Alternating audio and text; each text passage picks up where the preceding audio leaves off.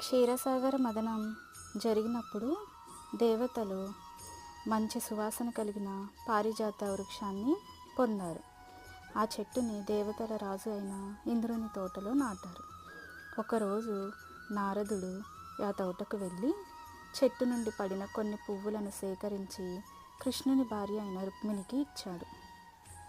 రుక్మిణి చాలా సంతోషించింది. కానీ కృష్ణుని మరొక భార్య అయిన సత్యభామ దాని సువాసన పీల్చినప్పుడు ఆమె కృష్ణుణ్ణి ఆ చెట్టుని తీసుకురమ్మని కోరింది. ఇంద్రుణ్ణి ఓడించిన తర్వాత కృష్ణుడు ఆ చెట్టును భూమిపైకి తెచ్చాడు. కానీ ఆ చెట్టు కోసం రుక్మిణి సత్యభామ ఇద్దరు గొడవపడ్డారు.